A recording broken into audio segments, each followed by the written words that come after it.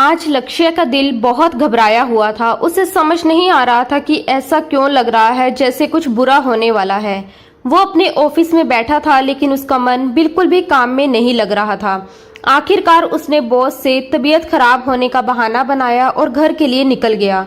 London की शांत सड़कों पर गाड़ी चलाते हुए भी उसका मन बार बार घर की तरफ ही जा रहा था और उसे यही चिंता सता रही थी कि सब ठीक तो है। उसने सोचा कि घर पहुंचकर पापा को फोन करेगा। आज उसका प्लान अपने दोस्त रियान के साथ क्लब जाने का था, लेकिन उसने वो भी कैंसिल कर दिया। घर पहुंचकर जैसे ही उसने फ्लैट का दरवाजा खोला, अंदर आकर उसने अपना बैग एक तरफ रखा और वॉशरूम में जाकर खुद को फ्रेश किया। अभी वह कपड़े बदलकर आराम से बैठा ही था और कॉफी बनाने की सोच रहा था, तभी उसके मोबाइल की घंटी बज उठी। स्क्रीन पर पापा का नाम देखते ही उसका दिल तेजी से धड़कने लगा। घबराहट में उसने तुरंत फोन उठाया, लेकिन सामने से जो खबर मिली उसने जैसे उसकी सांसें ही रोक दी। कांपती आवाज में उसने पूछा, पापा, विवान ठीक तो है ना? उधर से उसके पापा की टूटी हुई और रोती आवाज आई, जिससे साफ लग रहा था कि हालात बहुत खराब हैं। उन्होंने कहा कि विवान ठीक नहीं है और उसे तुरंत भारत आना होगा, क्योंकि वह खुद को बहुत अकेला महसूस कर रहे हैं। ये सुनते ही लक्ष्य के पैरों तले जमीन खिसक गई। उसका दिल डर से भर गया, क्योंकि उसका सबसे प्यारा भाई इस वक्त जिंदगी और मौत से लड़ रहा था। उसने तुरंत पापा को भरोसा दिलाया कि वह आ रहा है और कहा कि विवान को शहर के सबसे बड़े अस्पताल में भर्ती कराएं, चाहे जितना पैसा लगे, बस उसे कुछ नहीं होना चाहिए। फोन रखते ही उसने रियान को कॉल किया और पूरी बात बताई।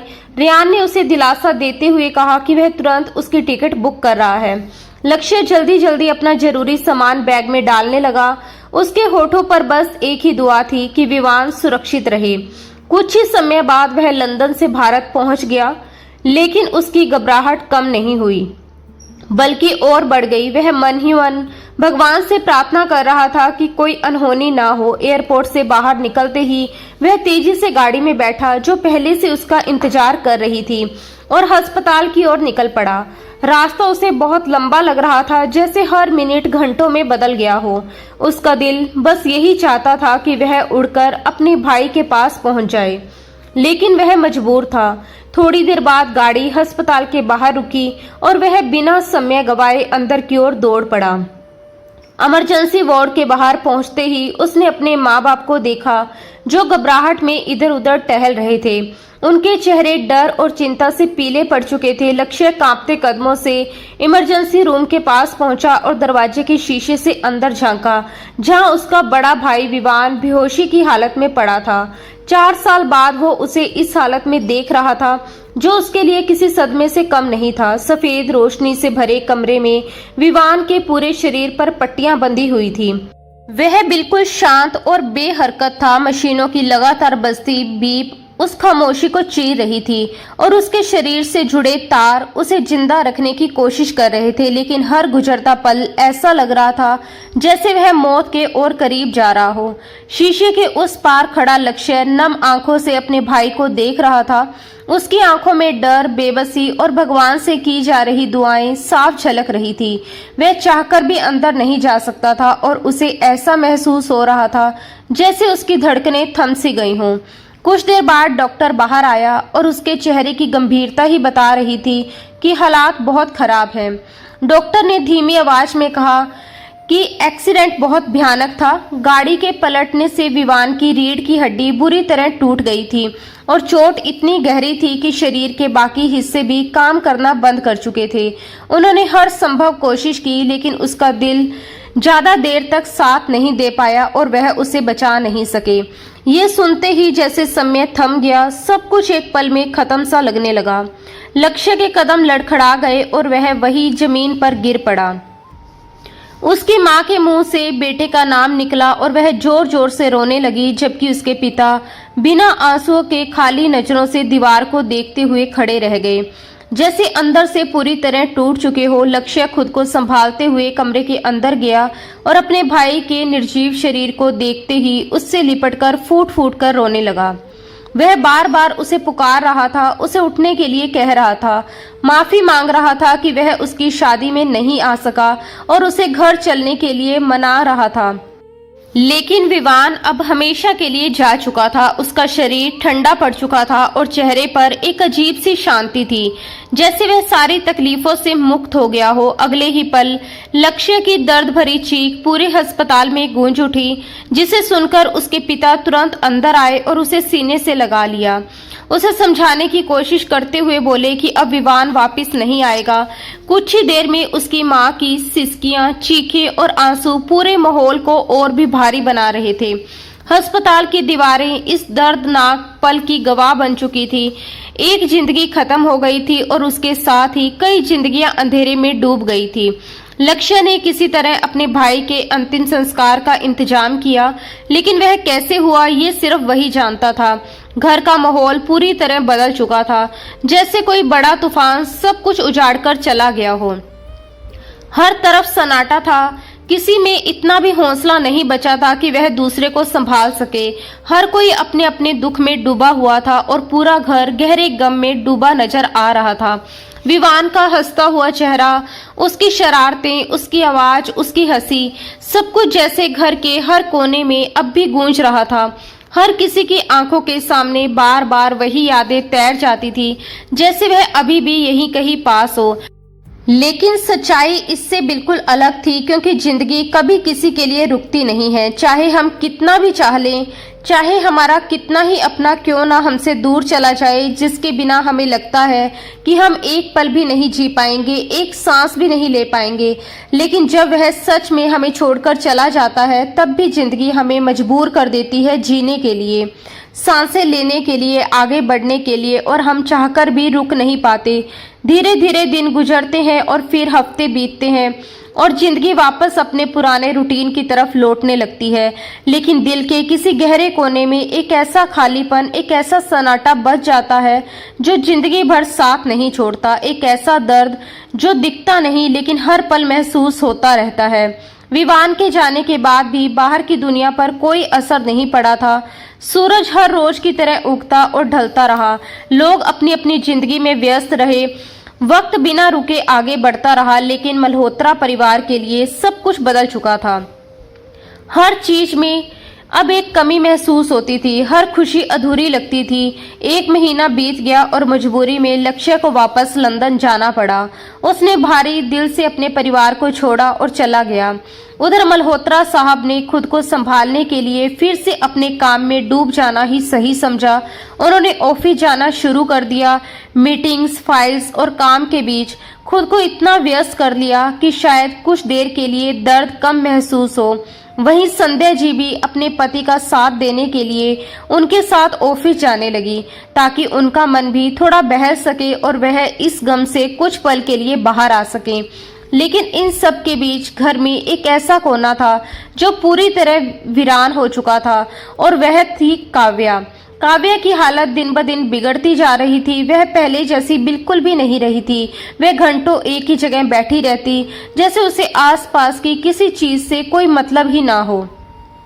उसकी आंखें सूज चुकी थी, चेहरा मुरझा गया था और उसके हाथों में हमेशा विवान की तस्वीर होती, जिसे वह अपने सीने से लगाकर चुपचाप रोती रहती, जैसे उसी तस्वीर में उसकी पूरी दुनिया बस गई हो। उसके लिए ये सच स्वीकार करना बेहद मुश्किल था कि विवान अब इस दुनिया में नहीं है। कभी कभी तो वह अचानक बेकाबू हो जाती, जोर जोर से विवान का नाम पुकारने लगती, चीखने लगती, जैसे वह उसे वापस बुला लेना चाहती हो, जैसे उसे यकीन ही ना हो कि वह हमेशा के लिए जा चुका है। उसकी यह हालत देखकर संध्या जी और मल्होत्रा साहब दोनों अंदर से टूटते जा रहे थे, लेकिन उनके पास कोई रास्ता नहीं था। वे खुद भी गहरे दुख में थे और अपनी बहू को इस हालत में देखकर और ज्यादा परेशान हो जाते थे। उन्होंने लक्ष्य को भी सब कुछ बताया, उसकी हालत के बारे में हर छोटी बड़ी बात उससे शेयर की। ये सुनकर लक्ष्य भी अंदर से हिल गया। उसे काव्या के लिए बहुत दुख हो रहा था। वह अभी बहुत छोटी थी, मासूम थी। उसका क्या कसूर था? उसने तो कितने सपने सजाए होंगे अपने आने वाले जीवन से, लेकिन एक झटके में उसके सारे सपने टूटकर बिखर गए। उसकी दुनिया उजड़ गई। ये सब सोचकर लक्ष्य का दिल भर आया।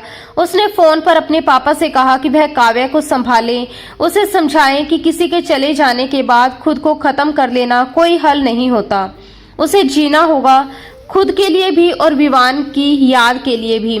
अगर वह ऐसे ही अंदर टूटती रही, घुटती रही, तो कहीं ऐसा ना हो कि वह कोई बहुत बड़ा गलत कदम उठा ले और फिर पछताने का भी मौका ना मिले। लक्ष्य की यह बात सुनकर मल्होत्रा साहब ने बस एक लंबी भारी सांस ली और चुप हो गए, क्योंकि शायद वह भी जानते थे कि कुछ दर्द ऐसे होते हैं जिनका कोई आसान इलाज नहीं होता और कुछ जख्म ऐसे होते हैं जो वक्त के साथ भी पूरी तरह नहीं भरते। काव्या एक अनाथ लड़की थी। वह सिर्फ 3 साल की थी जब एक हादसे में उसके माता पिता की मौत हो गई थी। उसके पिता मल्होत्रा साहब और संध्या जी की कंपनी में काम करते थे और उनके बहुत करीबी दोस्त भी थे। इसलिए जब ये हादसा हुआ तो मल्होत्रा साहब ने बिना एक पल सोचे उस छोटी सी मासूम बच्ची को अपने घर ले आए। वह बिल्कुल नहीं चाहते थे कि इतनी छोटी उम्र में वह अनाथ आश्रम जाए, क्योंकि उसके माता पिता के अलावा इस दुनिया में उसका कोई नहीं था। उन्होंने उसे अपनी बेटी की तरह पाला, उसे हर वो प्यार दिया जिसकी उसे जरूरत थी। धीरे धीरे समय बीतता गया और काव्या बड़ी होती गई। विवान के साथ ही उसने अपना बचपन बिताया।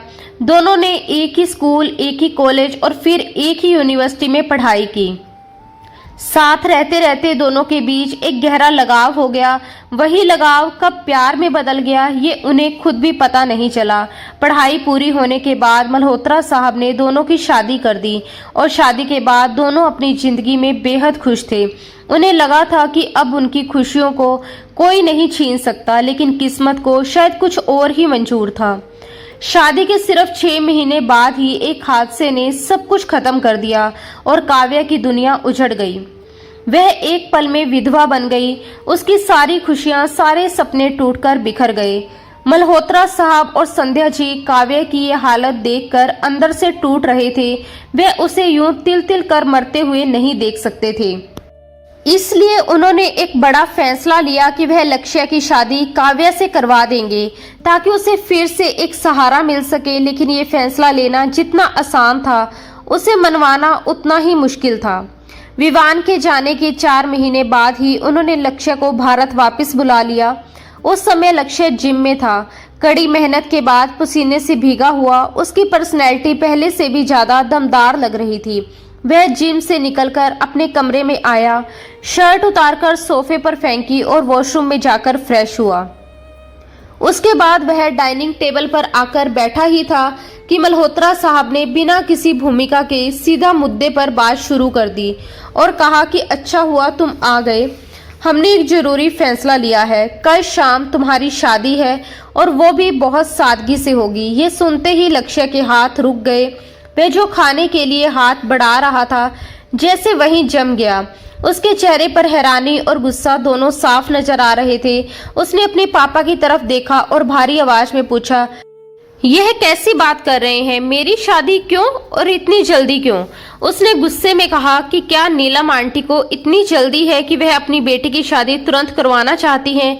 क्या कुछ महीने इंतजार नहीं कर सकते? उसके भाई को मरे अभी 5 महीने ही हुए हैं और वह इतनी जल्दी शादी नहीं करना चाहता। उसने साफ कहा कि वह वापस लंदन जाना चाहता है। ये कहते हुए उसने दोबारा खाने की तरफ हाथ बढ़ाया, लेकिन उसके अंदर गुस्से का तूफान उठ चुका था। मल्होत्रा साहब ये सुनकर गुस्से में आ गए और सख्त आवाज में बोले, अब तुम कहीं नहीं जाओगे। तुम्हारी मनमर्जी अब खत्म हो चुकी है। अब तुम्हें मेरा बिजनेस संभालना होगा जो पहले विवान संभालता था। अब वह नहीं रहा तो ये जिम्मेदारी तुम्हें उठानी होगी। लक्ष्य ने हैरानी से अपने पिता को देखा। तभी मल्होत्रा साहब ने आगे कहा कि तुम्हारी शादी ईशिता से नहीं बल्कि काव्या से होगी। ये सुनते ही लक्ष्य जैसे अंदर से हिल गया। उसके पैरों तले जमीन खिसक गई। उसे यकीन ही नहीं हो रहा था कि उसके पिता क्या कह रहे हैं। वह तुरंत खड़ा हो गया और साफ शब्दों में मना कर दिया कि वह काव्या से शादी नहीं कर सकता। उसकी आवाज में गुस्सा और दर्द दोनों साफ झलक रहे थे। उसने कहा कि काव्या उसकी भाभी है, उसके बड़े भाई की पत्नी थी और वह कैसे उससे शादी कर सकता है जबकि वह विवान से बेइंतहा प्यार करती थी। उसने गुस्से में टेबल पर रखा गिलास जोर से जमीन पर फेंक दिया, लेकिन उसके पिता पर इसका कोई असर नहीं पड़ा। उन्होंने सख्त लहजे में कहा कि विवान अब इस दुनिया में नहीं है उसकी जिंदगी खत्म हो चुकी है और इसमें हम कुछ नहीं कर सकते। लेकिन काव्या अभी जिंदा है और उसकी जिंदगी आगे बढ़नी चाहिए। उसकी उम्र ही क्या है, शादी के कुछ महीनों बाद ही वह अकेली हो गई। वह इस घर में बिना किसी रिश्ते के ज्यादा दिन नहीं रह सकती और समाज भी उसे आसानी से स्वीकार नहीं करेगा। आज के समय में एक विधवा के लिए दोबारा शादी करना कितना मुश्किल होता है, ये सब जानते हैं। इसलिए मैंने फैसला कर लिया है कि मैं उसे फिर से खुशियां दूंगा और उसे इस तरह टूटते हुए नहीं देख सकता। वो मेरी जिम्मेदारी है और तुम्हारी शादी उसी के साथ होगी। ये मेरा अंतिम फैसला है। और इस बार मल्होत्रा साहब की आवाज पहले से भी ज्यादा सख्त और अड़िग थी। लक्ष्य ने अपने गुस्से को जैसे तैसे काबू में रखने की कोशिश की। उसकी मुट्ठियां कसकर बंधी हुई थी, सांसें तेज चल रही थी, लेकिन फिर भी उसने खुद को शांत दिखाने की कोशिश करते हुए धीमी आवाज में कहा कि पापा, आप समझने की कोशिश क्यों नहीं कर रहे? अगर मैं किसी तरह मान भी जाऊं तो काव्या कभी इस रिश्ते के लिए तैयार नहीं होगी। वह मुझसे शादी नहीं करेगी और फिर वह मुझसे 2 साल बड़ी भी है। हम दोनों एक ही छत के नीचे एक ही कमरे में कैसे रह पाएंगे? हम एक दूसरे को कभी अपना नहीं पाएंगे। ये नामुमकिन है। आप उसकी शादी कहीं और कर दीजिए, लेकिन मैं उससे शादी बिल्कुल नहीं करूंगा। इतना कहते कहते उसका सब्र टूट गया और उसकी आवाज ऊंची हो गई, जैसे उसके अंदर का सारा दर्द और गुस्सा एक साथ बाहर आ गया हो। ये सब सुनकर मल्होत्रा साहब की आंखों में हल्की नमी आ गई। वह कुर्सी पर सीधे बैठ गए और एक गहरी सांस लेकर शांत लेकिन भारी आवाज में बोले कि वह नहीं चाहते कि काव्या की शादी कहीं और हो। उन्होंने कहा कि अगर वह चाहे तो पैसे के दम पर उसके लिए हजारों रिश्ते मिल सकते हैं। ऐसे लोग भी मिल जाएंगे जो सिर्फ दौलत देखकर उसका हाथ थाम लेंगे, लेकिन क्या वे लोग उसे असली खुशी, सम्मान और अपनापन दे पाएंगे? इसका जवाब साफ था, नहीं। उन्होंने आगे कहा कि काव्या के पिता ने मरते वक्त उनसे वादा लिया था कि वह हमेशा उसकी देखभाल करेंगे और उसे कभी अकेला नहीं छोड़ेंगे, और वह वादा तभी पूरा हो सकता है जब काव्या उनकी आंखों के सामने रहे। इसलिए वह उसे कहीं और नहीं भेज सकते। फिर उन्होंने लक्ष्य की उस बात का जवाब दिया कि काव्या उससे बड़ी है। उन्होंने कहा कि ये कोई बड़ी बात नहीं है, दोनों साथ खड़े होते हैं तो कोई फर्क नजर नहीं आता। और जहां तक काव्या के मना करने की बात है, उसे मनाना उनका काम है। उसके बाद उनका लहजा अचानक सख्त हो गया। उन्होंने साफ शब्दों में कह दिया कि अब वह लक्ष्य की कोई बहस नहीं सुनेंगे। उन्होंने और संध्या जी ने जो फैसला लिया है वही होगा और उसमें कोई बदलाव नहीं आएगा। लक्ष्य ने बेबस नजरों से अपनी माँ की तरफ देखा। उसके दिल में कहीं उम्मीद थी कि शायद माँ उसका साथ देगी, लेकिन संध्या जी अब तक चुपचाप बैठी थी। उनकी नजरें झुकी हुई थी और उन्होंने कुछ नहीं कहा। उनकी एक खामोशी ही सब कुछ बयां कर रही थी। लक्ष्य का दिल जैसे किसी ने कसकर पकड़ लिया हो। उसे समझ आ गया कि माँ भी इस फैसले के खिलाफ नहीं है, या फिर वह अपने पति के सामने कुछ बोलने की हिम्मत नहीं जुटा पा रही, और यही बात उसे अंदर तक तोड़ गई। मैं ये घर छोड़कर लंदन चला जाऊंगा, लेकिन ये शादी मैं हरगिज नहीं करूंगा, लक्ष्य ने पूरी गंभीरता और गुस्से के साथ कहा। इतना कहकर वह मेज से हट गया। तभी मल्होत्रा साहब भी अपनी जगह से उठे और ऊंची सख्त आवाज में बोले कि शौक से जाओ, लेकिन याद रखना उसके बाद हमारा तुमसे कोई रिश्ता नहीं रहेगा। अगर मैं मर भी गया तो मेरी चिता को आग देने मत आना। मैं यही समझूंगा कि मेरा एक ही बेटा था और वो भी मर चुका है। उनके ये शब्द इतने कठोर थे कि संध्या जी की आंखों में तुरंत आंसू आ गए। मल्होत्रा साहब की आवाज भी एक पल को भरा गई, लेकिन अगले ही पल उन्होंने गुस्से में सामने रखी कुर्सी को ठोकर मारी और तेज कदमों से वहां से बाहर चले गए। संध्या जी ने परेशान होकर अपना सिर दोनों हाथों में पकड़ लिया। उनके चेहरे पर बेटे के लिए दर्द और पति के सामने लाचारी साफ दिख रही थी। उन्होंने कांपती आवाज में लक्ष्य से कहा कि मान जाओ, वरना हालात और खराब हो जाएंगे, लेकिन लक्ष्य ने उनकी तरफ देखा तक नहीं। फिर वह मल्होत्रा साहब के पास गई और धीमे से बोली कि जब वह आपकी बात नहीं मानता तो मेरी कैसे मानेगा? वह विवान नहीं है जो चुपचाप हर बात मान ले। वह लक्ष्य है, जिद्दी और जुनूनी, गुस्से में खुद को भी नुकसान पहुंचा सकता है। हम उसे मजबूर तो कर सकते हैं, लेकिन मन से राजी नहीं कर सकते। ये सुनकर मल्होत्रा साहब की आंखों में एक अजीब सी चमक आ गई। और उन्होंने ठंडे अंदाज में कहा कि उन्हें इससे कोई फर्क नहीं पड़ता कि वह राजी है या नहीं, वह उसे इतना मजबूर कर देंगे कि वह खुद आकर शादी के लिए हाँ कहेगा। उनके चेहरे पर एक रहस्यमय मुस्कान फैल गई, जिसे देखकर संध्या जी के दिल में एक अजीब सी घबराहट भर गई। वह जानती थी कि जब मल्होत्रा साहब किसी बात पर अड़ जाते हैं तो फिर पीछे नहीं हटते। शाम को जब लक्ष्य बाहर से लौटा तो उसने देखा कि मल्होत्रा साहब और संध्या जी सोफे पर बैठकर चाय पी रहे हैं। वो भी चुपचाप उनके पास आकर बैठ गया और माँ से खाने के लिए कहा। संध्या जी बिना कुछ बोले किचन में चली गई। तभी मल्होत्रा साहब ने सीधे सवाल किया कि उसने क्या फैसला लिया है, क्या वह काव्या से शादी करेगा या नहीं। लक्ष्य ने थके हुए लहजे में कहा, वह अभी इस बारे में बात नहीं करना चाहता। तभी उसके फोन की घंटी बज उठी। उसने देखा तो रियान का कॉल था। उसके चेहरे पर हल्की सी मुस्कान आई, लेकिन जैसे ही उसने फोन उठाया उधर से रियान की गुस्से भरी आवाज आई कि लंदन वाला उसका फ्लैट उसके पिता ने बेच दिया है और नया मालिक घर खाली करवाना चाहता है। उसने ये भी कहा कि अगर ऐसा करना था तो पहले बता देते। अब वह कहाँ जाएगा, इतनी जल्दी नया घर भी नहीं मिल सकता। और फिर उसने बताया कि उसके बॉस का भी फोन आया था और उसे नौकरी से निकाल दिया गया है और ये सब उसके पापा के कहने पर हुआ है। ये सुनते ही लक्ष्य के अंदर गुस्से की आग भड़क उठी और उसने बिना कुछ कहे फोन काट दिया। फिर अपने पिता की तरफ देखकर बोला कि उन्हें लगता है वो इस तरह दबाव में आ जाएगा, लेकिन ऐसा नहीं होगा। उसके पास अभी भी इतना पैसा है कि वो आराम से 1-2 साल निकाल सकता है और वह लंदन में पड़ा है। वहाँ उसके लिए मौके खत्म नहीं हुए हैं। चाहे यहाँ कोई उसे नौकरी ना दे, लेकिन वहाँ जरूर मिल जाएगी। इसलिए वह वापस लंदन जा रहा है, आज ही की फ्लाइट से। ये कहकर वह गुस्से से अपने कमरे में गया और तेजी से सामान पैक करने लगा। लेकिन जैसे ही वह अलमारी के पास पहुंचा और अपना पासपोर्ट और एटीएम कार्ड निकालने लगा, उसने देखा कि वहां कुछ भी नहीं है। उसने पूरी अलमारी छान मारी, हर कोना देख लिया, लेकिन उसे अपनी जरूरी चीजें कहीं नहीं मिली। और तभी उसे एहसास हुआ कि अब खेल उसके हाथ से निकल चुका है। अपना गुस्सा किसी तरह काबू में करता हुआ लक्ष्य धीरे धीरे नीचे आया। उसके कदम भारी थे, लेकिन चेहरे से उसने खुद को संभालने की कोशिश कर रखी थी। उसने अपने पापा की तरफ देखते हुए गंभीर आवाज में पूछा कि मेरा पासपोर्ट कहाँ है और मेरे एटीएम कार्ड कहाँ है। मल्होत्रा साहब ने बिना किसी हिचकिचाहट के ठंडे लहजे में जवाब दिया कि उन्होंने सब जला दिए हैं, अभी अभी बाहर आग में डालकर आए हैं। ये सुनते ही लक्ष्य जैसे सन्न रह गया और तुरंत बाहर की ओर भागा। वहां जलती हुई आग को देखकर उसके अंदर गुस्से की लहर दौड़ गई।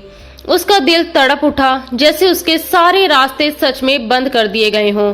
कुछ देर तक वह वहीं खड़ा रहा, फिर थके हुए कदमों से वापस अंदर आया। अंदर आते ही उसने देखा कि मल्होत्रा साहब सोफे पर बैठे हल्की मुस्कान के साथ उसे देख रहे हैं, जैसे उन्हें पहले से ही उसके हर कदम का अंदाजा था। लक्ष्य ने अपने गुस्से को निगलते हुए खुद को संभाला और चुपचाप जाकर सोफे पर बैठ गया। तभी मल्होत्रा साहब ने पूरे आत्मविश्वास के साथ पूछा कि अब क्या फैसला है तुम्हारा। कमरे में कुछ पल के लिए सन्नाटा छा गया। फिर लक्ष्य ने सिर झुकाते हुए मुट्ठियां कसते हुए भारी आवाज में कहा कि वह काव्या से शादी के लिए तैयार है। ये कहते हुए उसके अंदर जैसे कुछ टूट गया। मल्होत्रा साहब के चेहरे पर संतोष की झलक आई और उन्होंने कहा कि उन्हें पता था कि उसका जवाब यही होगा। उन्हें खुशी है कि उसने ये बात जल्दी समझ ली, वरना उन्हें उसे मनाने के लिए और सख्त कदम उठाने पड़ते। फिर उन्होंने संध्या जी से कहा कि जाओ बेटे को खाना दो, उसने सुबह से कुछ नहीं खाया है।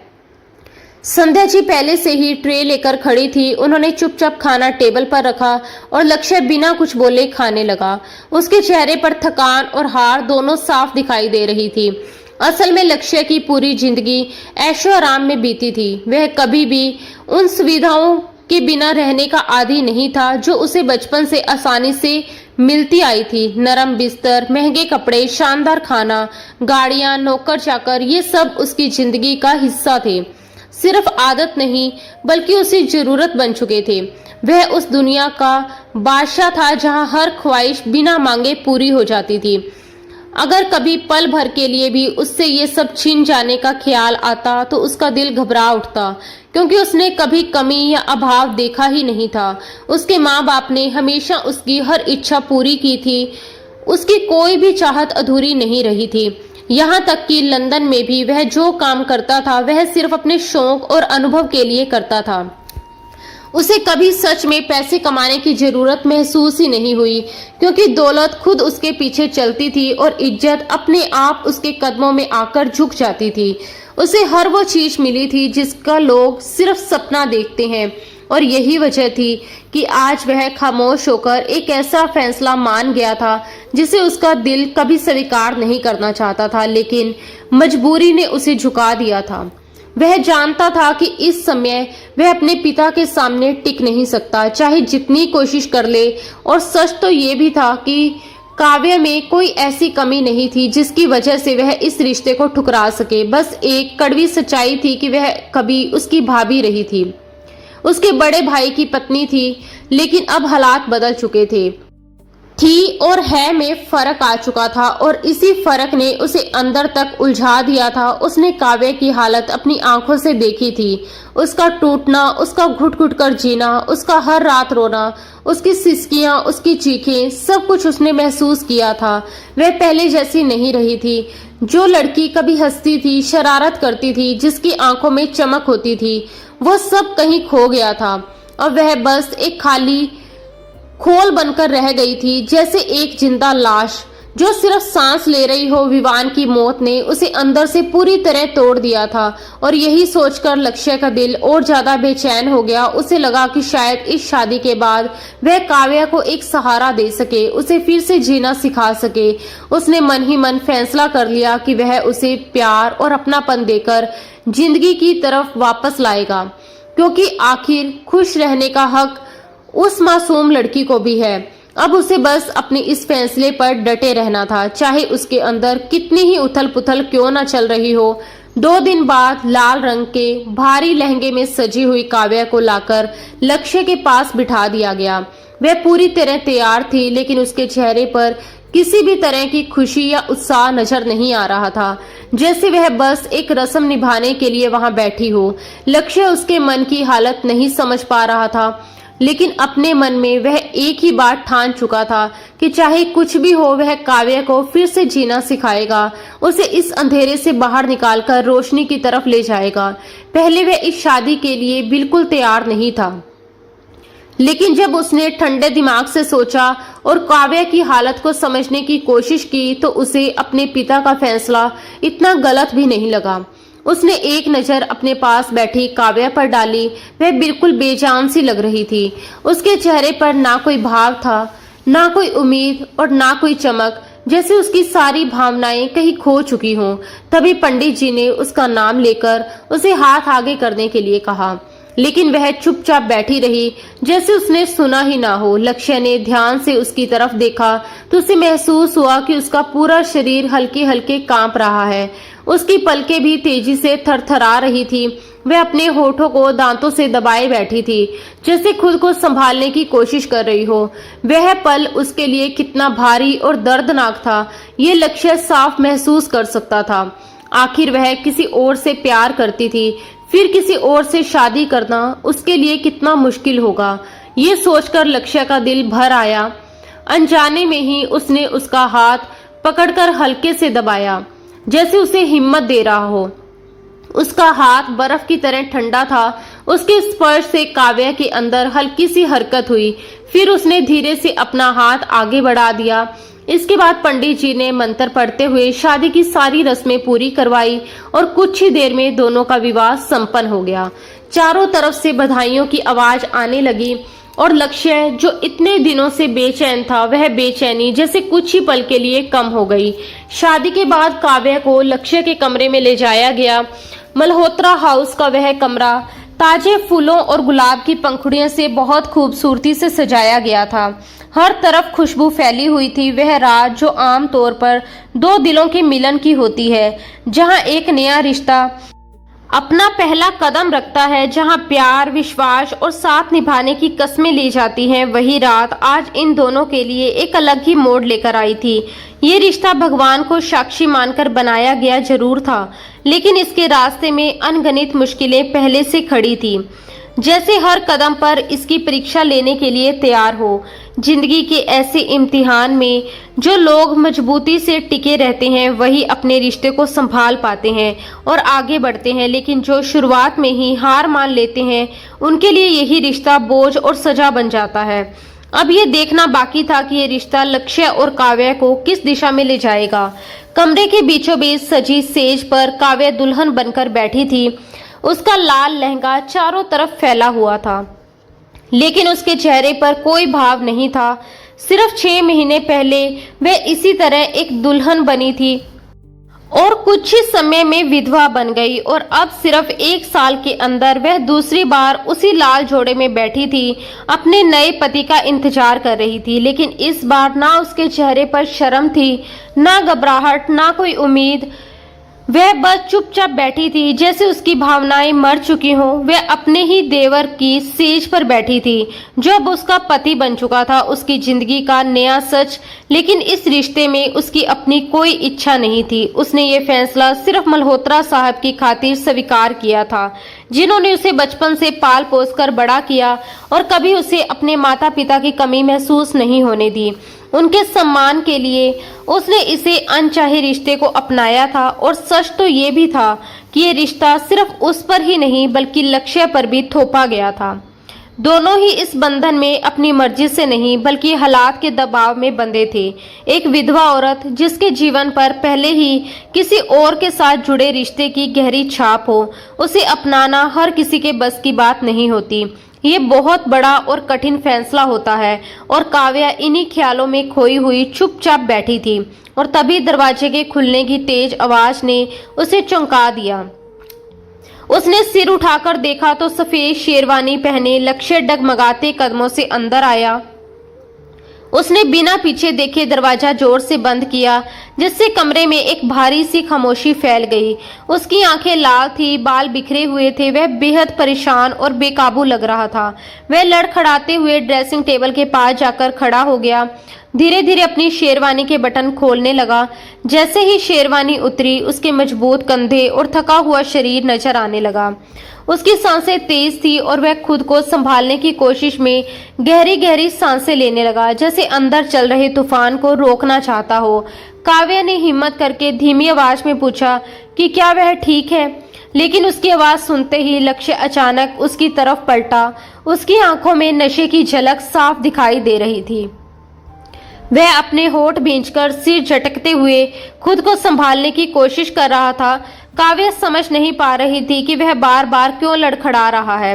वह धीरे धीरे उसके पास आई ताकि उसे सहारा दे सके, लेकिन जैसे ही वह करीब पहुंची, उसके मुंह से आती शराब की तेज गंध से वह सिहर उठी। उसके पूरे शरीर में एक झटका सा लगा। उसे बिल्कुल उम्मीद नहीं थी कि शादी की पहली रात ही लक्ष्य इस हालत में होगा। उसने अविश्वास से पूछा कि क्या उसने शराब पी है। लक्ष्य ने कोई सीधा जवाब नहीं दिया, लेकिन उसका गुस्सा और बेचैनी साफ दिखाई दे रही थी। वह काव्या के सामने आकर खड़ा हो गया और कुछ पल के लिए दोनों एक दूसरे को देखते रहे। काव्या अभी भी इस सब पर यकीन नहीं कर पा रही थी। अचानक लक्ष्य ने झुंझलाहट में उसे अपनी तरफ खींच लिया, जिससे वह संतुलन खो बैठी और उसके करीब आ गई। डर के कारण उसने अपनी आंखें बंद कर ली, लेकिन लक्ष्य ने सख्त आवाज में कहा कि आंखें बंद करने से कुछ नहीं होगा, उसे आंखें खोलनी होगी। डरते डरते काव्या ने आंखें खोली तो वह बहुत करीब खड़ा था। दोनों की सांसें तेज थी और दिल तेजी से धड़क रहे थे। काव्या ने तुरंत खुद को संभालते हुए पीछे हटने की कोशिश की। कमरे में कुछ पल के लिए गहरी खामोशी छा गई। लक्ष्य की नजरें उसके कांपते चेहरे और होठों पर ठहर गई, लेकिन अगले ही पल जैसे उसे अपने होश का एहसास हुआ, उसने खुद को रोकते हुए उसे दूर धकेल दिया। काव्या संतुलन खोकर नीचे गिर गई और उसी पल लक्ष्य के चेहरे से नशे की वह खुमारी जैसे धीरे धीरे उतरने लगी। उसकी आंखों में अब गुस्से के साथ साथ एक अजीब सी उलझन और थकान भी नजर आ रही थी, जैसे वह खुद अपने ही हालात से लड़ रहा हो। काव्या किसी तरह खुद को संभालते हुए उठी और उसके सामने आकर खड़ी हो गई, जबकि लक्ष्य अलमारी से कपड़े निकालते हुए वॉशरूम की तरफ बढ़ रहा था। उसने एक नजर उसकी ओर उठाकर देखा, जैसे पूछ रहा हो कि अब क्या है। ये देखकर काव्या का गुस्सा भड़क उठा और वह तीखी आवाज में बोली कि तुम्हें शर्म नहीं आती लक्ष्य? मैं तुमसे 2 साल बड़ी हूँ और तुम मेरे साथ इस तरह का व्यवहार कर रहे हो। उसके शब्दों में दर्द और गुस्सा दोनों साफ झलक रहे थे। लक्ष्य भी तुरंत पलटा और उतने ही तीखे लहजे में बोला, कैसी बदतमीजी की बात कर रही हो तुम? इस पर काव्या ने जवाब दिया कि तुमने मुझे धक्का दिया, और वह आगे कहना चाहती थी कि मैं तुम्हारी भाभी हूँ, लेकिन उसके शब्द पूरे होने से पहले ही लक्ष्य गुस्से में अपने कपड़े बेड पर फेंकता हुआ उसकी तरफ बढ़ने लगा। उसे अपनी तरफ आता देखकर काव्या का दिल तेजी से धड़कने लगा, क्योंकि वह समझ चुकी थी कि इस वक्त लक्ष्य अपने होश में नहीं है और नशे में इंसान से किसी भी तरह के बेकाबू व्यवहार की उम्मीद की जा सकती है, जिसे सहने की हिम्मत इस वक्त उसमें बिल्कुल नहीं थी। अगर वह होश में होता तो शायद चुप रह जाता, लेकिन इस वक्त उसकी आवाज भी लड़खड़ा रही थी और कदम भी ठीक से संभल नहीं रहे थे। डर के मारे काव्या पीछे हटती गई और आखिरकार दीवार से जा लगी। उसकी आंखों में साफ डर झलक रहा था, जिसे देखकर लक्ष्य के चेहरे पर एक अजीब सी मुस्कान आ गई, जैसे उसे उसके डर में कोई अजीब सा सुकून मिल रहा हो। उसने आगे बढ़कर उसकी चूड़ियों से भरी कलाई पकड़ ली और उसे अपनी ओर खींच लिया। अब वह पूरी तरह उसके करीब थी। काव्या का शरीर डर से कांप रहा था, उसकी सांसें तेज हो गई थी। लक्ष्य ने गंभीर और भारी आवाज में कहा कि अभी तो मैंने कुछ किया भी नहीं है और तुम इतनी डर रही हो। जब सच में करूंगा तब तुम्हारा क्या हाल होगा। उसके शब्दों में एक दबाव और चेतावनी दोनों थे, जो काव्या को अंदर तक हिला गए। फिर वह उसकी उस बात पर आ गया, वह उससे 2 साल बड़ी है। उसने उसे खींचते हुए शीशे के सामने खड़ा कर दिया और कहा, अभी साफ हो जाएगा कि कौन बड़ा है और कौन छोटा। काव्या ने जब खुद को आईने में देखा तो वह सच में उसके सामने उम्र में छोटी ही लग रही थी। ये देखकर उसने तुरंत नजरें झुका ली। उसके अंदर की हिम्मत जैसे टूटती जा रही थी। तभी लक्ष्य ने सख्त लहजे में कहा कि पहले वह उसकी भाभी थी, लेकिन अब उसकी पत्नी है, और इस रिश्ते की सच्चाई जितनी जल्दी वह स्वीकार कर लेगी उतना ही उसके लिए अच्छा होगा। इसलिए अब वह बार बार भाभी कहकर इस रिश्ते से बचने की कोशिश ना करे। उसके शब्द भारी थे और सीधे दिल पर असर कर रहे थे। काव्या ने हैरानी और घबराहट से उसकी ओर देखा। उसकी सांसें तेज थी, दिल तेजी से धड़क रहा था। वही लक्ष्य की नजरें अब बिना झिझक उसके चेहरे पर ठहर गई थी। उसकी उंगलियां धीरे से उसके चेहरे की लकीरों को छू रही थी, जिससे दोनों के बीच की खामोशी और भी गहरी हो गई। काव्या बेहद खूबसूरत थी। उसका गोरा चेहरा, तीखे नैन नक्श और पतली काया उस लाल जोड़े में और भी निखर रही थी। उसे देखकर कोई भी पल भर के लिए ठहर जाए, लेकिन उसी पल उसके अंदर एक अजीब सी घबराहट दौड़ गई। उसका चेहरा हल्का सा पीला पड़ा ही था। लक्ष्य के मुंह से निकले शब्दों ने उसे अंदर तक हिला दिया। उसने कटाक्ष भरे लहजे में कहा कि वह उसके लायक नहीं है। वह खुद को एक शानदार और बेहद मर्द बताने लगा और बोला कि उसे ऐसी लड़की चाहिए थी जिस पर किसी और का कोई अतीत ना हो। उसके शब्दों में घमंड और तिरस्कार साफ झलक रहा था। उसने साफ कह दिया कि उसे ऐसी चीजें पसंद है जो बिल्कुल नई हो, जिन पर किसी और का हक या निशान ना हो। यही बात उसे सबसे ज्यादा खल रही थी। ये सुनकर काव्या का दिल गुस्से और अपमान से भर गया। उसके अंदर जैसे आग लग गई। उसने खुद को संभालते हुए तेज आवाज में कहा, अगर ऐसा ही था तो उससे शादी क्यों की? अपने हिसाब की लड़की ढूंढ लेते। उसके शब्दों में दर्द के साथ साथ विरोध भी था। लक्ष्य को उसका इस तरह जवाब देना बिल्कुल पसंद नहीं आया। उसकी आंखों में झुंझलाहट साफ दिखने लगी। उसने तंज कसते हुए कहा कि अब उसके मुंह में जुबान भी है, और उसी पल उसका हाथ धीरे धीरे काव्या के बाजू से सरकता हुआ उसकी कमर तक पहुंच गया। वह उसे अपनी ओर खींचते हुए करीब आ गया।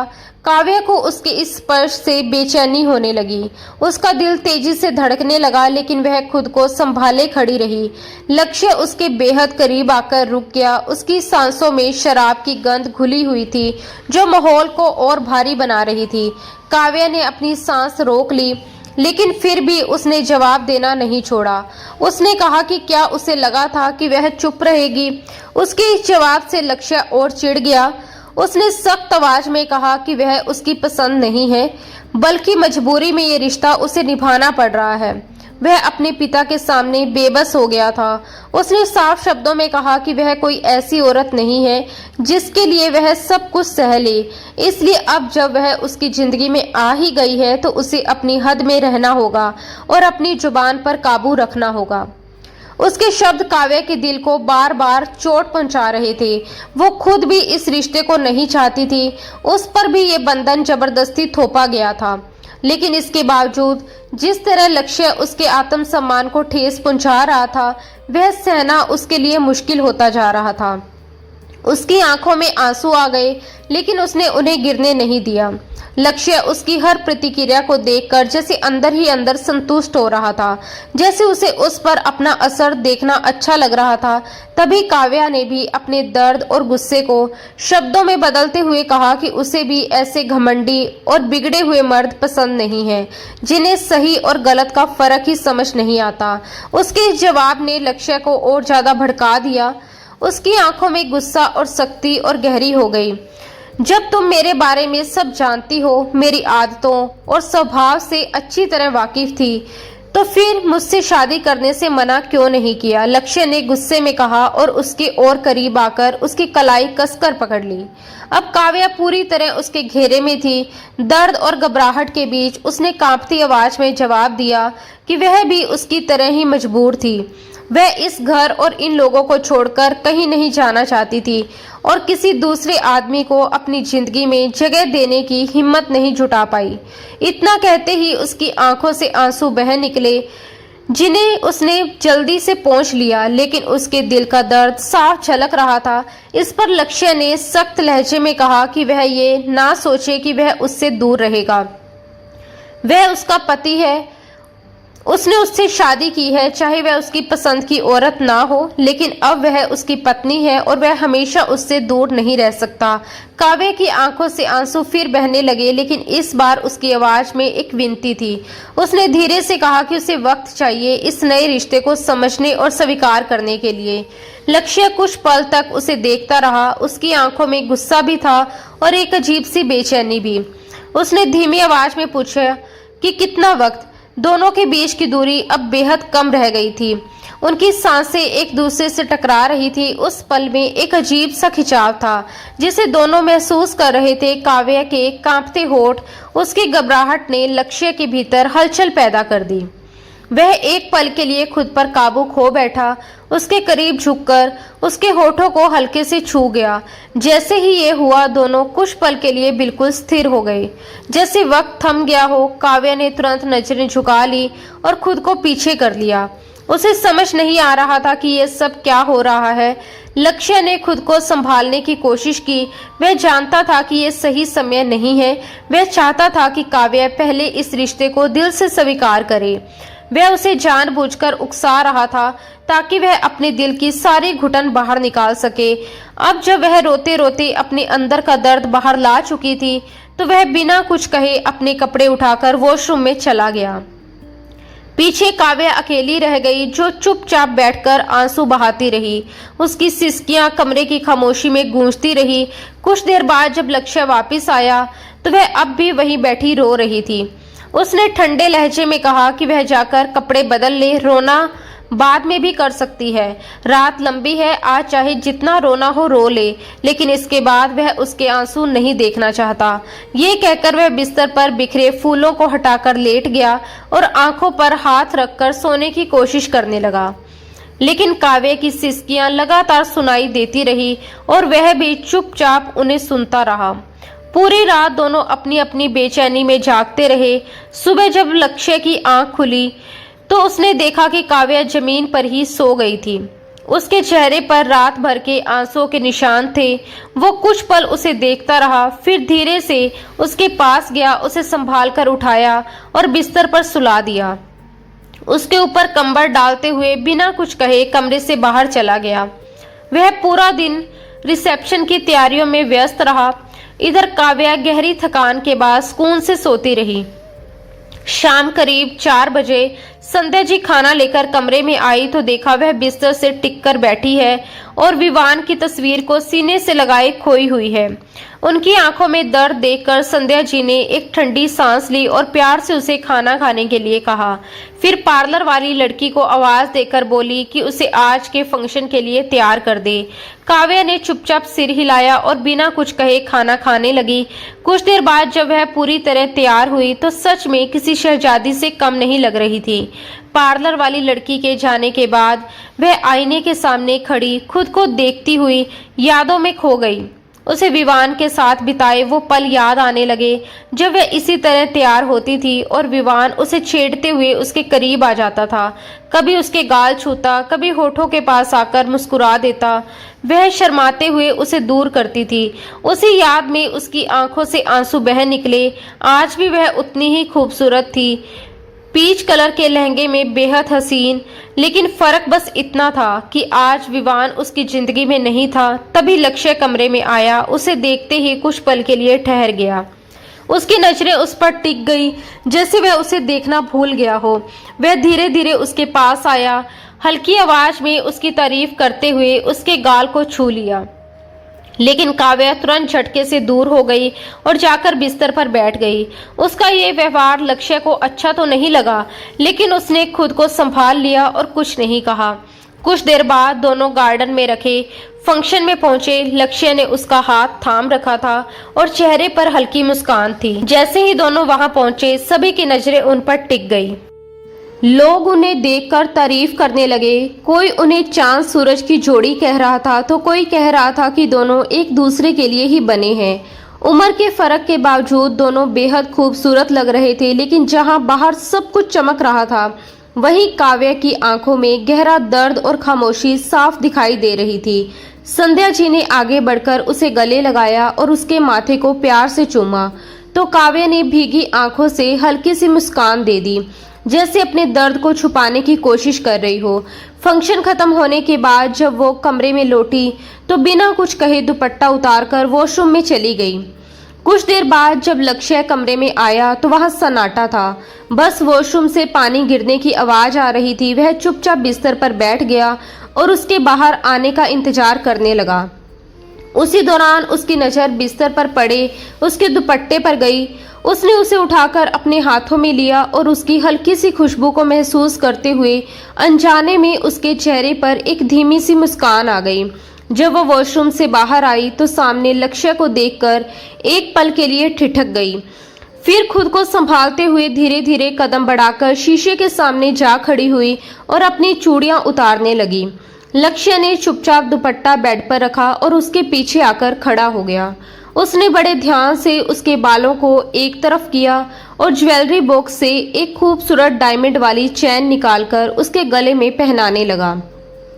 चैन पहनाते वक्त उसकी उंगलियां उसके नाजुक गर्दन को छू रही थी। उस स्पर्श से लक्ष्य के भीतर एक अजीब सा एहसास जाग उठा। उसकी गोरी गर्दन पर मौजूद छोटा सा काला तिल उसे अपनी ओर खींच रहा था। वहीं काव्या उसकी इस नजदीकी से पूरी तरह सिमट गई।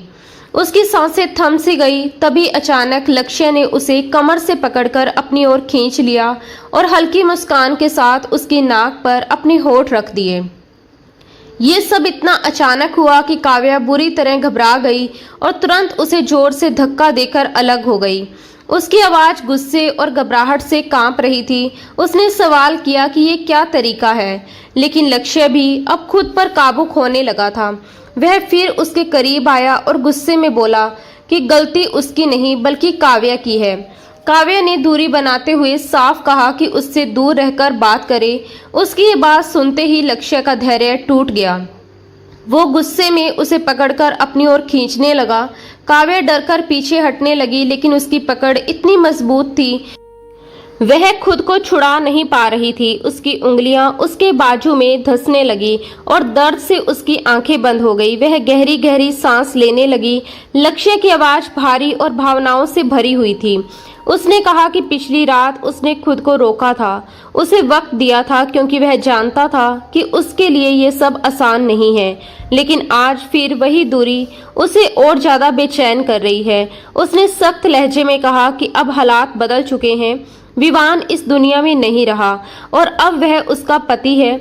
वो उसे इस रिश्ते से दूर नहीं रख सकती, चाहे ये रिश्ता जैसे भी बना हो। लेकिन अब ये सच्चाई है जिसे दोनों को स्वीकार करना होगा। उसने ये भी माना कि पिछली रात उसके शब्दों ने उसे चोट पहुंचाई थी। वो नशे में था, लेकिन अब वह हकीकत समझ चुका है। उसके शब्दों में गुस्सा था, लेकिन कहीं ना कहीं सच्चाई भी थी। काव्या की सांसें तेज हो गई। वह पूरी तरह घबरा चुकी थी। वही लक्ष्य को भी एहसास हुआ कि वह हद से ज्यादा सख्त हो गया है। उसने उसे अपनी ओर खींचकर सीने से लगा लिया और नरम आवाज में कहा कि वह खुद को इतना दर्द ना दे। वह समझता है कि विवान को भूलना आसान नहीं है। उसके लिए भी ये आसान नहीं है, क्योंकि वह उसका भाई था। लेकिन जिंदगी ऐसे ही नहीं रुक सकती। लेकिन काव्या इस करीबियत को सह नहीं पाई। उसने रोते हुए खुद को छुड़ाया और तेजी से कमरे से बाहर निकल गई। लक्ष्य वहीं खड़ा उसे जाते हुए देखता रह गया। उसकी आंखों में नमी थी और दिल में एक अजीब सी खालीपन। पूरी रात वह कमरे में वापस नहीं आई और लक्ष्य ने भी पूरी रात बेचैनी में काटी। वो उसे दूर नहीं करना चाहता था, लेकिन हालात और जज्बात दोनों ही उसके हाथ से निकलते जा रहे थे। लक्ष्य सुबह 5 बजे कमरे से बाहर निकला और सीधा विवान के कमरे में पहुंचा। जैसे ही उसने दरवाजा खोला, उसकी नजर काव्या पर जाकर ठहर गई। वह बेड पर विवान की तस्वीर को सीने से लगाए गहरी नींद में थी। उसके गालों पर सूखे आंसुओं के निशान साफ बता रहे थे कि उसने पूरी रात रोते हुए बिताई है। ये नजारा देखकर लक्ष्य का दिल भारी हो गया। वो धीरे धीरे उसके पास गया और उसके हाथों से तस्वीर निकालकर अपने हाथ में ले ली। ये विवान की लंदन में ली गई तस्वीर थी, जब वो दोनों साथ खुश थे। तस्वीर को देखते ही लक्ष्य की आंखें भर आई। उसने हल्के से उसे चूमते हुए धीमी आवाज में कहा कि उसे माफ कर दे। वह काव्या को इस तरह टूटते हुए नहीं देख सकता और उसे फिर से जिंदगी की ओर लाने की पूरी कोशिश कर रहा है। इसके बाद वह कमरे में रखी बाकी तस्वीरें भी एक एक करके हटाने लगा। दीवारों और मेज पर सजी हर याद को समेटकर उसने एक डिब्बे में रख लिया और फिर वह सीधे संध्या जी के कमरे में गया और उनसे कहा कि ये तस्वीरें कुछ समय के लिए अपने पास रख लें, क्योंकि जब तक ये सब काव्या के पास रहेंगी वह आगे नहीं बढ़ पाएगी और कभी इस रिश्ते को स्वीकार नहीं कर पाएगी। अगर वह पूछे तो कह दे कि उसने खुद ही हटाई हैं। संध्या जी अपने बेटे के दर्द और उसके फैसले को समझ रही थी। उन्होंने चुपचाप उसकी बात मान ली और सिर हिलाकर सहमति दे दी। वापस आकर लक्ष्य ने बहुत ही नरमी से सोती हुई काव्या को अपनी बाहों में उठाया और उसे अपने कमरे में लाकर बिस्तर पर सुला दिया। फिर खुद भी उसके पास लेट गया। उसे धीरे से अपनी बाहों में भरकर आंखें बंद कर ली। सुबह जब काव्या की आंख खुली तो उसने खुद को लक्ष्य के बिस्तर पर पाया। कुछ पल तक वह हैरानी में चारों तरफ देखती रही और समझने की कोशिश करती रही कि वह यहाँ कैसे आ गई। तभी वॉशरूम का दरवाजा खुला और लक्ष्य फ्रेश होकर बाहर आया। उसके चेहरे पर हल्की सी मुस्कान थी।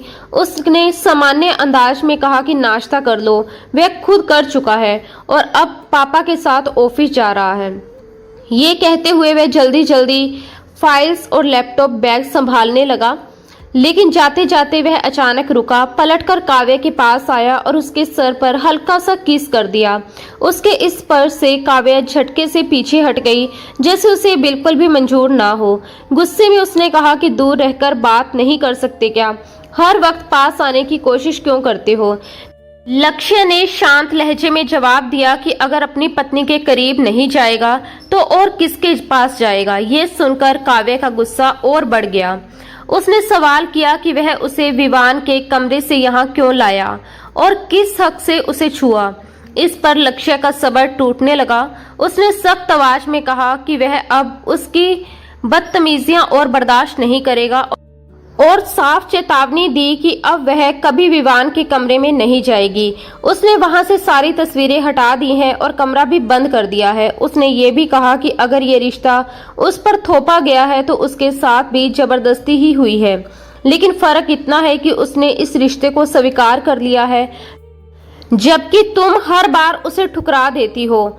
फिर उसने गहरी बात कही कि अब वह उसके करीब तभी आएगा जब तुम खुद मेरे पास आओगी। जैसे वह उसकी नजदीकी के लिए तड़प रहा है, वैसे ही अब तुम्हें भी महसूस करना होगा, वरना वह अब कभी उसकी तरफ कदम नहीं बढ़ाएगा।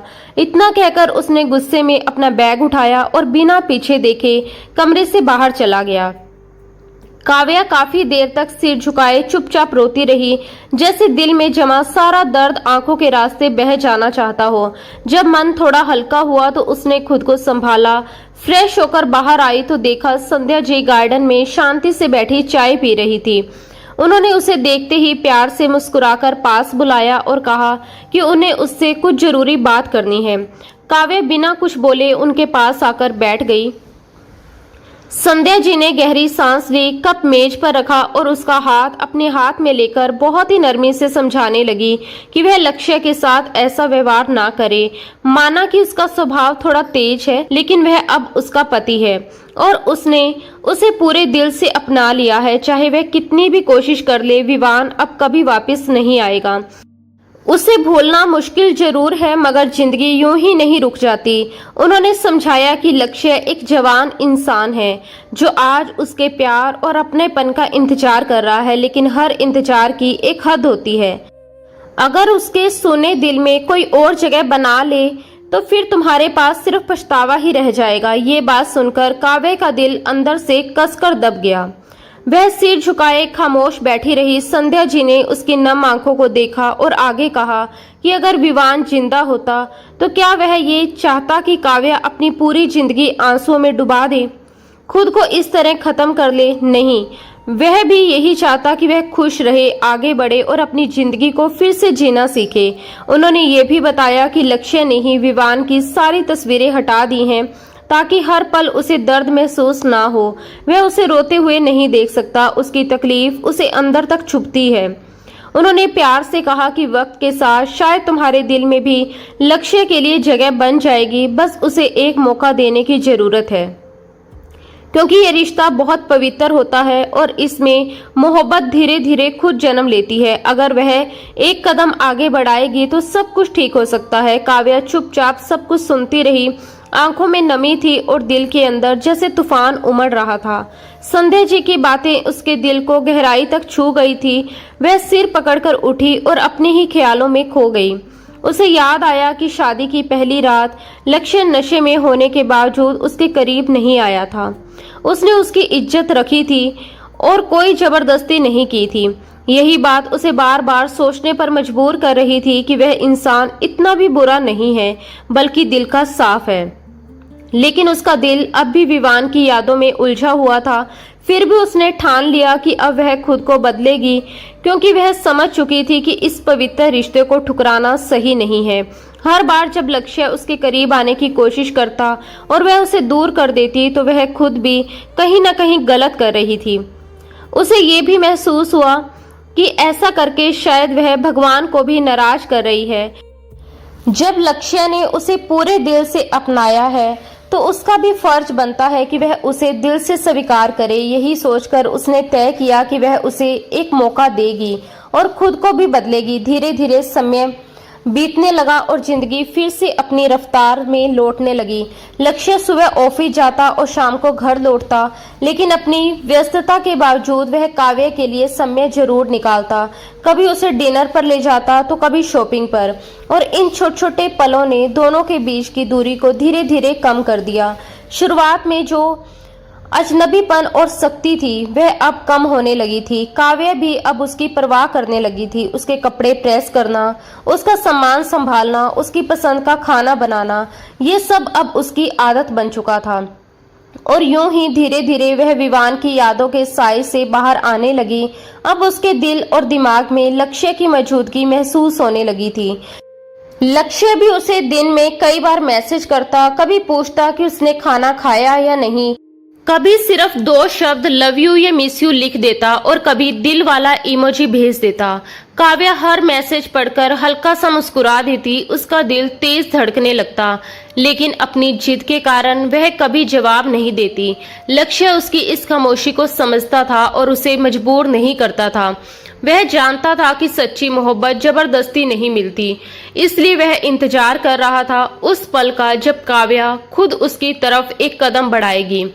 वह मैसेज करता रहता और काव्या बस उन्हें पढ़कर छोड़ देती।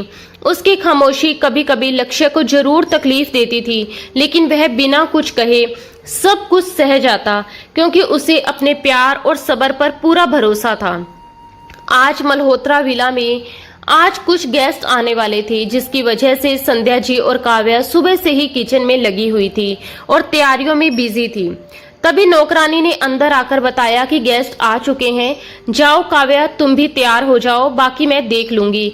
ये सुनकर काव्या ने सिर हाँ में हिलाया और ऊपर अपने कमरे में तैयार होने चली गई। उसने रेड और ब्लैक कॉम्बिनेशन का वो ड्रेस निकाला जो लक्ष्य ने अपनी पसंद से उसे दिया था। उसने अब तक उस ड्रेस को ठीक से देखा भी नहीं था, लेकिन आज वह उसे पहनकर लक्ष्य को सरप्राइज देना चाहती थी। वह मुस्कुराते हुए वॉशरूम में चली गई और नहाकर बाहर आई तो अपने लंबे बालों को खुला ही छोड़ दिया, जो कमर से भी नीचे तक आते थे। हल्का सा मेकअप करके उसने बोल्ड रेड लिपस्टिक लगाई और ब्लैक हील्स पहनकर गेस्ट रूम की तरफ बढ़ी। जैसे ही वह लक्ष्य के सामने आई, उसका दिल पल भर के लिए थम सा गया। आज काव्या बेहद खूबसूरत लग रही थी। वहां मौजूद सभी लोग उसे देखकर चौंक गए और उसकी तरफ देखने लगे। काव्या सबसे पहले लक्ष्य के पास पहुंची, तभी नैना ने बेचैनी से पूछा, लक्ष्य ये कौन है? लक्ष्य ने शांत स्वर में कहा, नैना ये मेरी बीवी है। ये सुनते ही नैना चौंक गई और उसके चेहरे का रंग उड़ गया, जो कुछ देर पहले तक खुश नजर आ रही थी। बीवी? वहां मौजूद सभी लोग हैरानी से एक दूसरे को देखने लगे। लक्ष्य ने समझाते हुए कहा, दरअसल अचानक मेरे बड़े भाई की डेथ हो गई थी, इसलिए शादी बहुत सादगी से करनी पड़ी। सिर्फ परिवार के कुछ ही लोग थे, इसलिए किसी को मेरी शादी के बारे में पता नहीं चला। लेकिन अब मैं आप सबको बता रहा हूँ कि ये मेरी पत्नी है, मिसेज काव्या लक्ष्य मल्होत्रा। ये कहते हुए उसने अपना हाथ काव्या की तरफ बढ़ाया तो काव्या ने मुस्कुराते हुए अपना हल्का सा कांपता हुआ हाथ उसके हाथ में रख दिया और लक्ष्य ने उसे अपने पास बिठा लिया। कुछ देर बाद काव्या वापस किचन में आ गई और नौकरानी की मदद से गार्डन में टेबल लगवाकर खाना सर्व करवा दिया। लक्ष्य मानना पड़ेगा, तुम्हारी बीवी बहुत खूबसूरत है, अपने ही टक्कर की ढूंढी है, मिस्टर राकेश ने कहा, जिस पर लक्ष्य हल्का सा मुस्कुरा दिया। तभी नैना मुस्कुराते हुए बोली, खूबसूरत तो है लेकिन लक्ष्य मल्होत्रा जितनी नहीं। ये सुनकर लक्ष्य ने गुस्से में अपनी मुट्ठियां भींच ली। हालांकि ऊपर से वह मुस्कुरा रहा था, लेकिन उसे नैना की बात बिल्कुल पसंद नहीं आई। नैना बार बार लक्ष्य के करीब आने की कोशिश करती रही और उसकी प्लेट से ही खाना खाने लगी। मेहमान होने की वजह से लक्ष्य उसकी हरकतों को चुपचाप बर्दाश्त करता रहा, जबकि काव्या ये सब देखकर भी अनजान बनी रही। हद तो तब हो गई जब नैना उसके ऊपर गिर पड़ी। ये मंजर देखकर काव्या की आंखें भर आई, लेकिन वह सब कुछ चुपचाप सहती रही। आई एम सॉरी लक्ष्य, मेरा पैर स्लिप हो गया था, नैना ने कहा। तो लक्ष्य हल्का सा मुस्कुराकर वहां से हट गया और दूसरे गेस्ट की तरफ बढ़ गया, लेकिन नैना वहां भी उसके साथ साथ चलती रही। ये सब देखकर काव्या की आंखें नम हो गई। वह और बर्दाश्त नहीं कर सकी तो किचन में संध्या जी के पास आकर एक तरफ बैठ गई। उधर लक्ष्य एक साइड में बैठा था। तभी नैना उसका पीछा करते हुए वहां भी पहुंच गई और बोली, लक्ष्य मुझे तुमसे बात करनी है। लक्ष्य ने संजीदगी से उसकी तरफ देखा तो नैना मुस्कुराते हुए उसके पास आई और बोली, लक्ष्य मैं तुमसे बहुत मोहब्बत करती हूँ। लंदन में हम कितने अच्छे दोस्त थे, लेकिन तुमने हिंदुस्तान आकर शादी कर ली और मुझे बताया तक नहीं। ये कहते हुए वह भावुक हो गई। लक्ष्य ने शांत आवाज में कहा, नैना मैं मानता हूँ कि हम अच्छे दोस्त थे, लेकिन अब मैं शादीशुदा हूँ।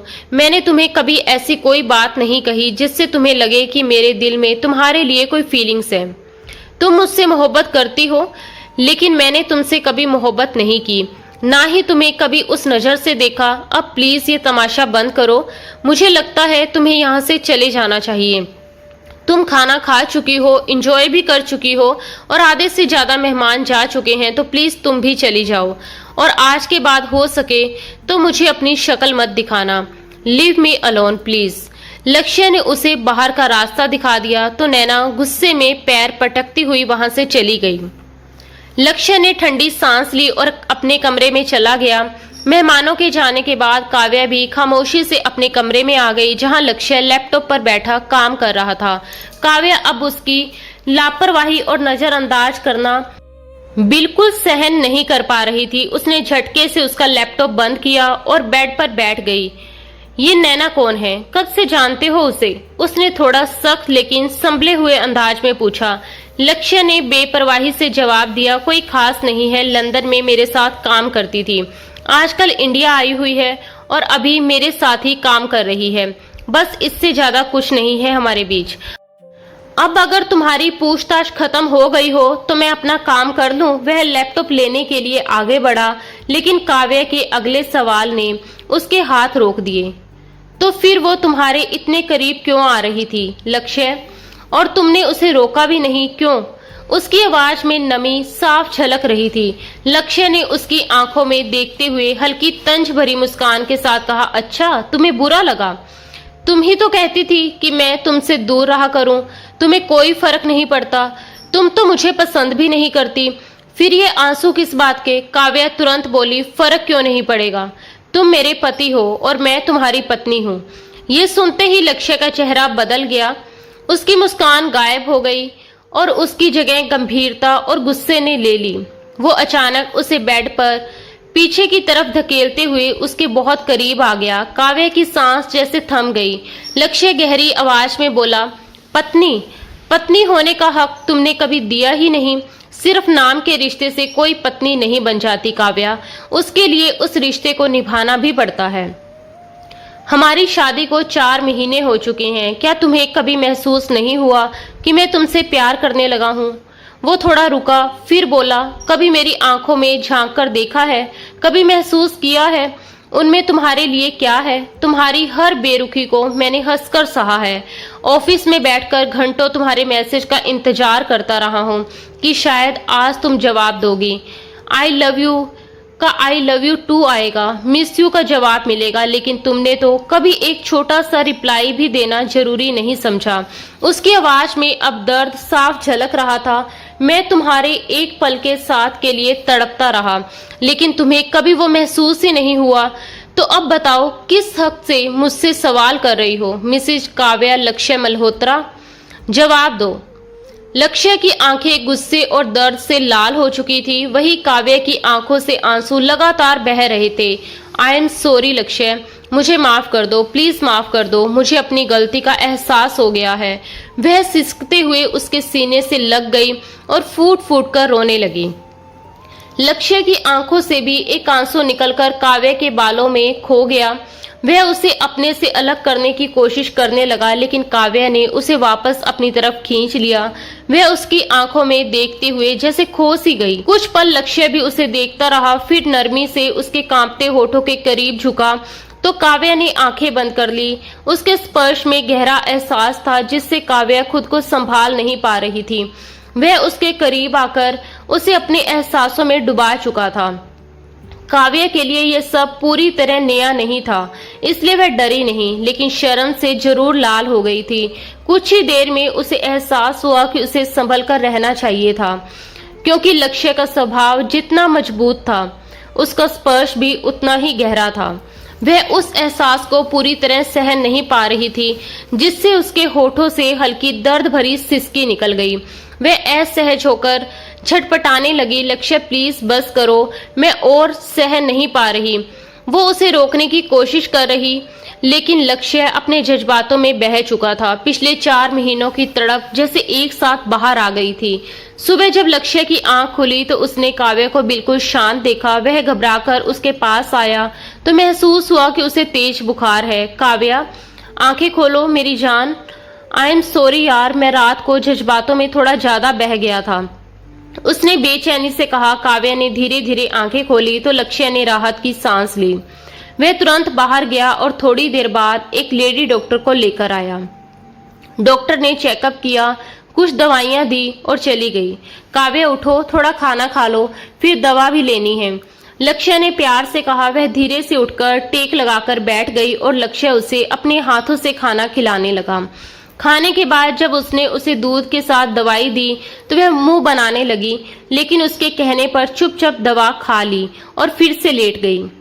2 दिन बाद वह पूरी तरह ठीक हो गई थी। जब लक्ष्य दोबारा उसके करीब आने लगा और उसकी गर्दन में चेहरा छुपाकर उसे अपने करीब खींचने लगा तो काव्या घबरा गई और उसे पीछे कर दिया। लक्ष्य, तुम बहुत बुरे हो, तुमने अच्छा नहीं किया मेरे साथ, उसने मासूमियत से कहा। लक्ष्य उसकी बात सुनकर मुस्कुराने लगा। तुम्हारे भाई ने कभी मेरे साथ ऐसा नहीं किया जितना तुम। वह हल्की शिकायत भरे अंदाज में बोली, मेरे पास मत आना, मैं तुम्हें बर्दाश्त नहीं कर सकती, तुम बहुत ताकतवर हो।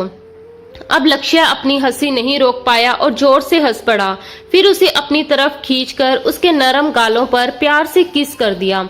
छोड़ो लक्ष्य प्लीज, वो हल्का सा विरोध करते हुए बोली। लक्ष्य मुस्कुराते हुए बोला, देखो ये सब नॉर्मल है, धीरे धीरे तुम्हें आदत हो जाएगी, थोड़ा अपना ख्याल रखा करो, खाना पीना ठीक से किया करो, तुम बहुत कमजोर हो। उस रात तुम जिस तरह रो रही थी, मैं सच में डर गया था। फिर उसने बात बदलते हुए कहा, वैसे मैंने सोचा है क्यों ना हम अपना हनीमून प्लान करें, न्यूयॉर्क चलें, बहुत खूबसूरत जगह है, तुम्हें पसंद आएगी। ये सुनकर काव्या ने शर्माते हुए नजरें झुका ली। शादी के 4 महीने बाद हनीमून, लक्ष्य ने हंसते हुए कहा। तो क्या हुआ, इससे क्या फर्क पड़ता है, तुम बस ये बताओ चलोगी या नहीं। काव्या ने हल्के से सिर हाँ में हिलाया और उसका सीना थामकर उसमें अपना चेहरा छुपा लिया। लक्ष्य की हंसी कमरे में गूंज उठी। अगली सुबह दोनों साथ में नाश्ते की टेबल पर आए तो मल्होत्रा साहब और संध्या जी ने उन्हें देखकर मन ही मन खुशी जताई। लक्ष्य ने कहा, पापा मैं और काव्या कुछ दिनों के लिए न्यूयॉर्क जाना चाहते हैं, आप ऑफिस संभाल लीजिएगा। मल्होत्रा साहब ने सिर हाँ में हिला दिया। लक्ष्य ने आगे कहा, बस थोड़ा पासपोर्ट का इशू है, जैसे ही बन जाएगा हम निकल जाएंगे। पुराना पासपोर्ट होता तो दिक्कत नहीं होती, वो तो आपने जला दिया था। यह सुनकर मल्होत्रा साहब मुस्कुरा दिए और कमरे से लक्ष्य का पासपोर्ट, एटीएम कार्ड और बाकी चीजें लाकर उसे दे दी। लक्ष्य हैरानी से बोला, पापा ये तो आपने जला दिए थे, फिर ये। मल्होत्रा साहब हंसते हुए बोले, जलाए नहीं थे, बस तुम्हें डराने के लिए कहा था। ये लो मेरे यूएसए के फ्लैट की चाबी भी, होटल में रहने की जरूरत नहीं, वहीं रुकना। लक्ष्य खुश होकर अपने पापा से गले लग गया। थैंक यू पापा, आप दुनिया के बेस्ट डैड हो। उसकी बात सुनकर मल्होत्रा साहब की आंखें भर आई। उन्होंने दोनों के सर पर हाथ रखते हुए कहा, खुश रहो बेटा और काव्या का ख्याल रखना। इतना कहकर वो वहां से उठकर चले गए। हनीमून के लिए लक्ष्य काव्या को न्यूयॉर्क लेकर आया। दोनों हाथों में हाथ डाले पूरे शहर की रौनक का मजा लेते रहे। स्टैचू ऑफ लिबर्टी से लेकर सेंट्रल पार्क तक और आसमान से गिरती हुई बर्फ के हर खूबसूरत नजारे में काव्या के चेहरे पर खिली मुस्कान देखकर लक्ष्य के दिल को एक अजीब सा सुकून मिल रहा था। काव्या जो कभी सोचती थी कि वह विवान के बिना जी नहीं पाएगी, आज खुद हैरान थी कि वह खुश थी, बल्कि दिल से संतुष्ट भी थी। लक्ष्य का ख्याल, उसकी मोहब्बत, उसकी सच्ची चाहत ने धीरे धीरे उसके दिल के सारे जख्म भर दिए थे। दोनों ने मुस्कुराकर एक दूसरे की तरफ देखा और अपनी जिंदगी में आने वाली हर खुशी का खुले दिल से स्वागत किया। तो दोस्तों, आज की हमारी ये कहानी आपको कैसी लगी, हमें कमेंट बॉक्स में जरूर बताइए। अगर कहानी पसंद आई हो तो प्लीज इसे लाइक करें। ऐसी ही और रोमांटिक कहानियों के लिए हमारे चैनल से जुड़े रहें। मिलते हैं दोस्तों अगली एक नई और दिलचस्प रोमांटिक कहानी के साथ। धन्यवाद दोस्तों, राधे राधे।